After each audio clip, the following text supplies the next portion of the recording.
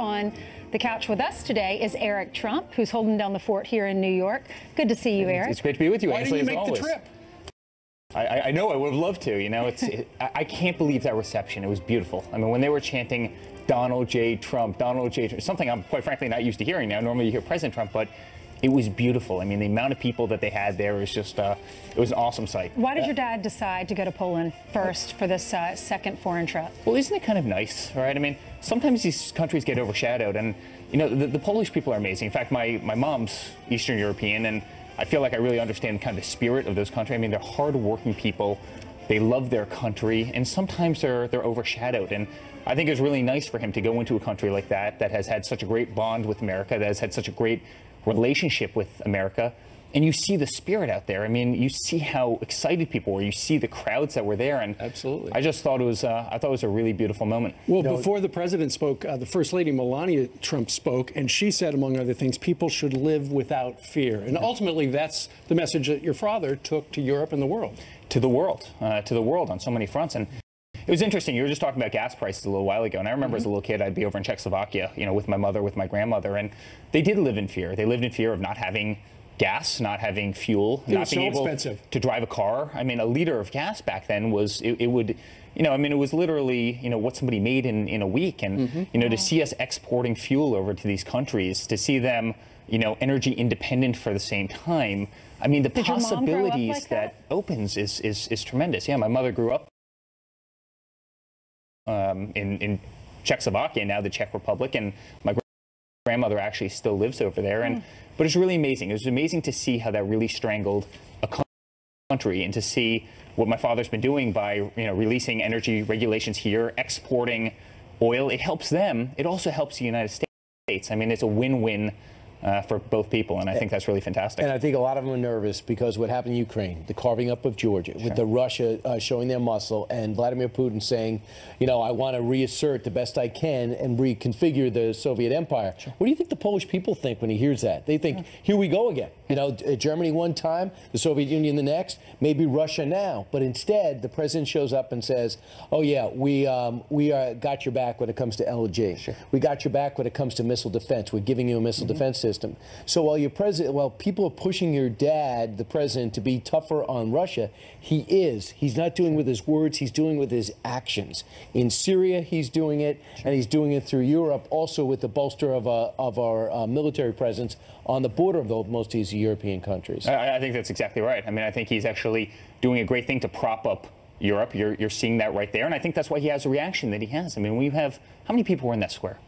50,000, 80,000. I mean, it was unbelievable numbers. Right. I mean, obviously people are really proud of this. And it was interesting. Eric Bolling before kind of referred to Russia as a big gas station. I mean, so much of that economy is really based on energy. And they've done a great job over the years for themselves, meaning monopolizing it, right? Where they fed the countries that they wanted energy. And those countries set up the pipeline and made it almost, they were almost addicted to the Russian gas. And America hurt ourselves by not exporting energy. Why would we not export energy? We are one of the great energy producers ever. There's no better drillers anywhere in the world it's than probably America. just a backroom deal with OPEC. Yeah, that's Don't you read the blogs? Yeah, that's probably Eric, your dad said a strong Europe is a blessing to the West, and your mom from Eastern Europe, from the eastern part of Europe, and then with Melania from overseas and speaking 5 different languages. Your dad really has an understanding of what that means, more so than most Americans, because of his connections. And he has an understanding of our allies as well. Who are the people who have always stood next to the United States of America? You know, who have always helped us further our interests, and who have we always helped further their interests? And that's why I thought going to Poland, a country that a president hasn't visited in a very long time, a country that some people might even think as off the radar, right? Was so relevant. So relevant. It was such a beautiful symbol to so many of these countries, which are, they work hard, they fight hard, they've been great friends, they've been great allies. Now, their economies might not be as large, they might not be as powerful from a military standpoint, but they have been great friends to the United States, and that should be applauded. And you know what they have done that a lot of other nations in Europe have not done, and that is they pay at least 2% of their GDP to NATO. And the President of the United States, your father a while back, said everybody's got to do that. He did say toward the conclusion of the speech in Warsaw, he said Europe must do more to pay for world security, essentially. Yeah, that's right. Listen, my father will be the greatest ally in the world to Europe. Europe and the United States have the same values. We have, largely the same beliefs. We are common people. We've always worked so well together. But there is, an element of abuse that we've seen throughout the years where people didn't contribute their fair share, where they relied on the United States. And we didn't make them. No, and that's very sad. And I think it's really nice when my father goes there and really gives somebody credit for doing the right thing. And that's what he did on the stage. Instead of scolding somebody, he really rewarded them for doing the right thing, contributing their fair share to NATO. And I think that sends a great sign to the rest of the countries who haven't been. So, and no one's made them. And that's very, very sad, to tell you the truth. And my father will. But, America shouldn't have to burden, right, or carry, that. Not fair. No, it's not fair. So what's the pressure in the next leg? Today, the president, in a little while, will hop on Marine One, then to Air Force One, then go over to Hamburg, Germany. He'll have a one-on-one with Angela Merkel, and of course we know about the Russians on Friday. But now he's going to sit down with some allies who have been critical of him after he left, because they say this America First attitude leaves us behind. Maybe we have to provide our own leadership. What do you think the approach of your dad's administration should be, and your dad in particular? Listen, my father's been a very direct person. He wants to take care of this country. He wants to take care of Americans first. And quite frankly, that's his job as the president of the United States. We don't need to go out and we don't need to be, the police force of the entire world at the behest of the American people. We don't need to fund all these various world initiatives at the behest of, again, the American people. Everybody can contribute in their own way, and we can work together in a great way. And if somebody fails to do so, then, quite frankly, they're not being great allies. Do you worry about us giving up a leadership role in being America first? Is that a concern? I think we're being bigger leaders today and more powerful leaders than we've ever been before. You see my father's trip to Saudi Arabia, and you see how he was embraced. I mean, President Obama would come off Air Force One. They wouldn't even bring a staircase out to the plane. I mean, they literally wouldn't even bring a staircase. You remember when he showed up in China? Yeah. They didn't even bring a staircase out to the plane. He had to come out through the, bottom entrance of Air Force One. I mean, look at that symbol. Then look at my father when he shows up in Saudi Arabia, right? Look at the reception he got with the white horses and the parades and all the people out there. Look at the reception. His first sword dance. Look at the reception he just got in Poland. And what look will at be the reception tomorrow when he meets with Vladimir Putin? Because there have been maybe some digs at Vladimir Putin today. He's not being soft on Russia right now, but when he comes face to face with him and he does have the art of the deal and he has to negotiate, what will that be like? Well, listen, I commend my father. It's really funny. If you go back to the campaign, he always said, what, I hope we can have a great relationship with Russia. They're one of the major powers of the world. I hope we can have it. I don't know if we can, but I hope. No one wants a Cold War. No one wants adversarial relationships. I hope.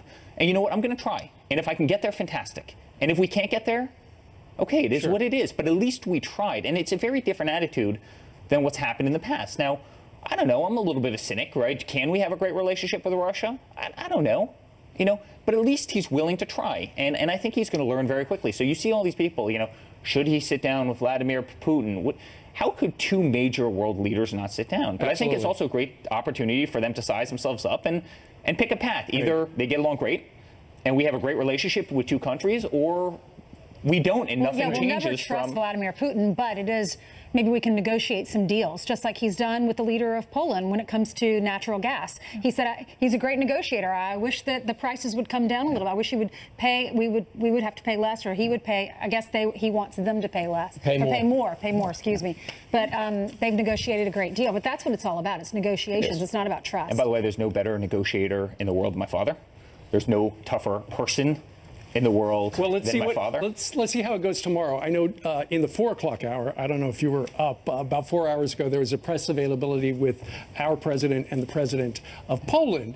And one of the questions that came up was from an MSNBC reporter whether or not the president, your father, accepted the fact that Russia meddled in the election. And he said, well, I think so, but I think other countries were involved as well. But then he said, the bigger question is, why did the former president, Barack Obama, he was told by the CIA in August of last year that Russia was hacking or meddling in our election and did nothing. And he suggested, your father did, that because Obama and the Democrats figured Hillary was going to win, so they didn't want to touch anything. Yeah, it's kind of amazing how that works. And it's also really amazing how you, meaning as a station, and three of you are the only people who talk about that, how President Obama did absolutely nothing, albeit that he had confidential, classified, information, briefings that were telling him that they were, apparently trying to meddle in the election. And so, I find that very, very ironic that no one wants to speak about that fact. Why do you think until after he left, he fanned out all this intelligence to all these different bodies throughout Washington,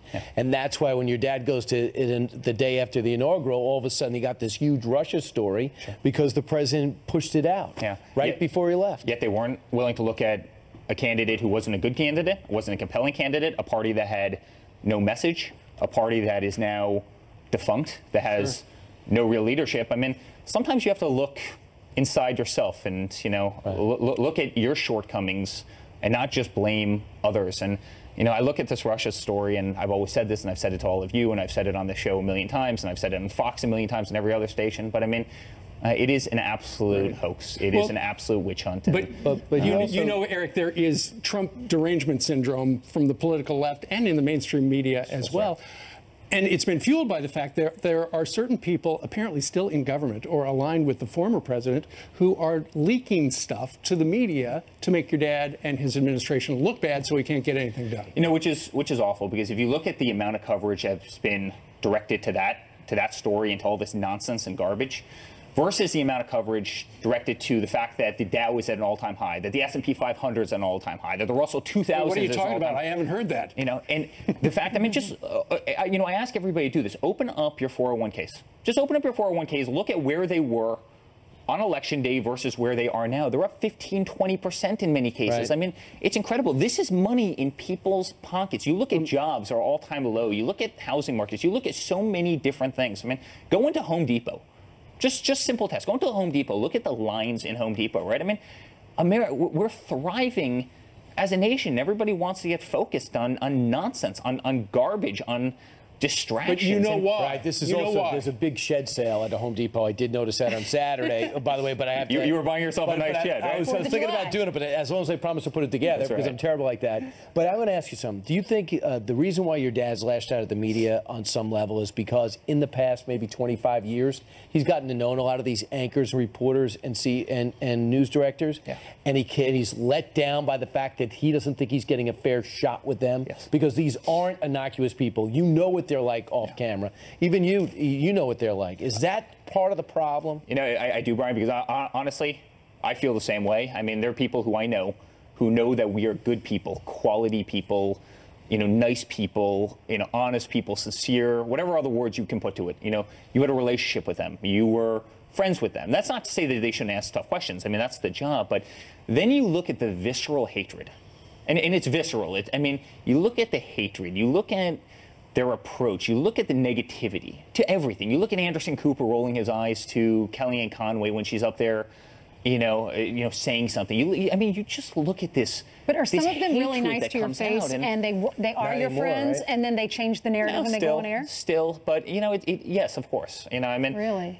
And it's sad. It's sad when you know a person to be a good person, and then you see a narrative that's depicted because some boss at one of these networks is telling them to spew a certain line of garbage. And listen, it's hurtful in a certain way, but you know what I'll say about my father? He's an incredible fighter, and he will never stop fighting them. And you'll be that as a father, too, having a baby in 2 more months. Thank you so much, Eric, for joining us. Great to see you, Nancy. Dr. Sebastian